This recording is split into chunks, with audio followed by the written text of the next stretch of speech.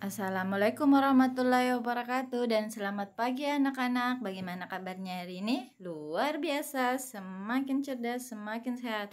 Semoga kalian belajar di rumah masih tetap semangat, masih tetap sehat, dan tetap selalu menjaga protokol kesehatan. Ingat 3M, ingat pesan ibu, menjaga jarak, mencuci tangan di air mengalir, memakai masker. Ya anak-anak, seperti biasa sebelum kita memulai pembelajaran hari ini, mari kita bersama-sama terlebih dahulu berdoa. Semoga pembelajaran hari ini dimudahkan dan bermanfaat. Doa sebelum belajar dimulai.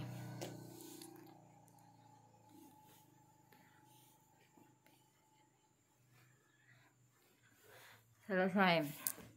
Anak-anak, kemarin kita belajar hari ke-1 dari materi literasi. Hari ini kita masuk hari kedua. Tujuan pembelajaran hari ini, jadi kemarin kita telah belajar membaca cerita. Dari cerita tersebut kita mengetahui isi dari cerita tersebut, kemudian menceritakannya kepada orang tua. Terus ada juga sinonim kata menjulur-julur dan mencapit.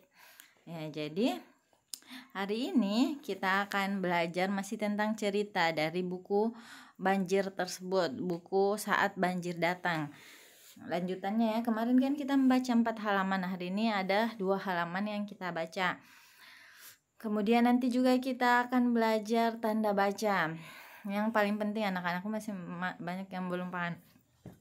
Jadi tujuan pembelajaran kita hari ini, setelah belajar hari ini, diharapkan anak-anakku dari bacaan, dari cerita bisa mengetahui apa penyebab terjadinya hal yang ada di cerita, kemudian dapat menggunakan tanda baca, khususnya tanda petik 2. Apa itu? Nah, ayo kita masuk materinya saja ya, Ibu jelaskan.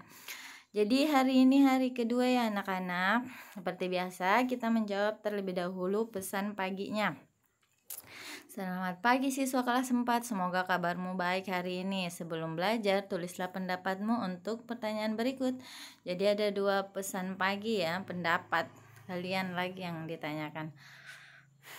Yang pertama, apakah daerah tempat tinggalmu pernah kebanjiran? Pernah apa Anda anak-anak? Pernahkah kamu melihat banjir? Di mana? Akan dijawab menurut jawaban kalian. Ayo membaca, ini yang Ibu maksud tadi ya. Kemarin kita telah membaca buku Saat Banjir Datang halaman 1 sampai 4. Hari ini kita membaca 2 halaman, tapi bukan halaman 5 dan 6 ya. Kita langsung membaca halaman 18 dan 19. Ini ada contoh, ini ada ceritanya, silakan dibaca ya. Jadi setelah membaca cerita 2 halaman tersebut, ceritakan apa yang terjadi pada halaman tersebut di buku Saat Banjir Tiba. Kalian menceritakan ya. Kemudian setelah kalian menceritakan, ini di sini ada 5, ceritakan apa yang kalian baca. Misalnya banyak orang tenggelam, bisa perhatikan dalam menulis. Ibunya ingat kalian anak, dalam menulis kalimat huruf awal itu harus huruf besar. Misalnya huruf A, apa bacaannya, kemudian diakhiri tanda titik. Ingat, selalu huruf besar di awal atau huruf kapital, kemudian diakhiri tanda titik. Itu. Kemudian menurutmu apa penyebab terjadinya banjir? Jadi dari bacaan ada pertanyaannya, kalian disuruh menceritakan terlebih dahulu, baru disuruh memberi pendapat apa kira-kira penyebab terjadinya banjir. 5 juga, perhatikan penulisannya juga ya anak-anak. Setelah itu kalian menceritakannya kepada orang tua atau orang yang ada di rumah, kemudian minta tanda tangannya sebagai bukti bahwa mereka telah mendengar anak-anakku bercerita. Selanjutnya itu ayo berlatih. Perhatikan kalimat yang ada dalam buku Saat Banjir Datang berikut. Ini ya kalimatnya. Ayo naik, kapal ini akan membawa kita ke tempat aman. Tanda seru, seru Kak Nilam. Ya, perhatikan ya, di sini ada namanya tanda petik anak-anak ini. Yang 2 ini namanya tanda petik. Jadi tanda petik kodenya begini ya. Jadi dia dinamakan tanda petik kalau kayak begini ya, tanda petik 2 di atas, seperti itu. Ini namanya tanda petik 2. Kapan digunakan tanda petik 2? Tanda petik 2 ini digunakan saat kalimat itu adalah kata-kata orang yang berbicara. Misalnya nih, seru Kak Nilam. Berarti Kak Nilam dia berbicara secara langsung, ayo naik, kapal ini akan membawa kita ke tempat aman. Jadi kalau perkataan yang diucapkan oleh orang itu diberikan tanda petik dari awal hingga akhir. Seru Kak Nilam, ini seru, maksudnya kata Kak Nilam, Kak Nilam yang berseru, ya Kak Nilam yang berkata, begitu ya anak-anak. Jadi dari pemaham tersebut kalian disuruh meletakkan tanda petik tersebut pada 5 kalimat ini yang tepat. Ibu kasih contoh nomor 1 ya.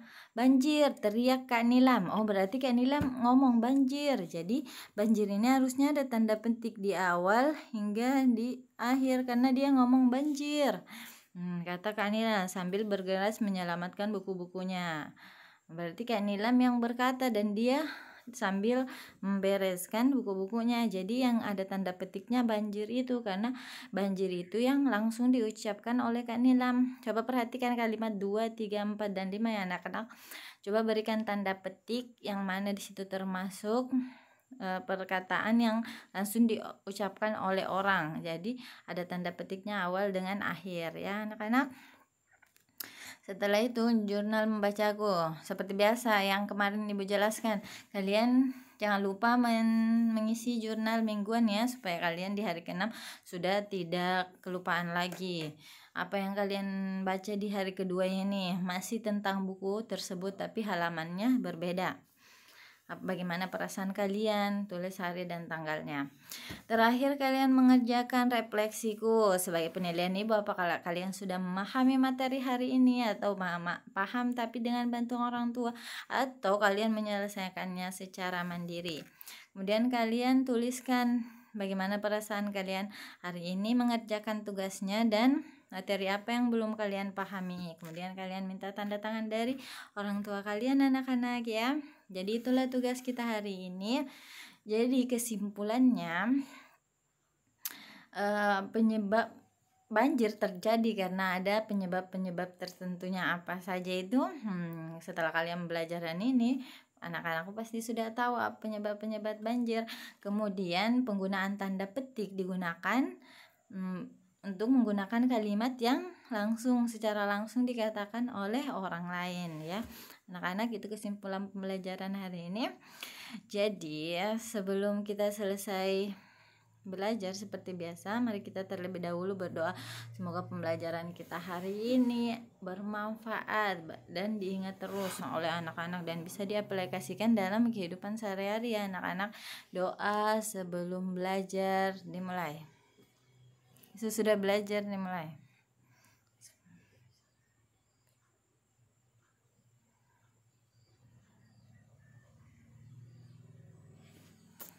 Selesai.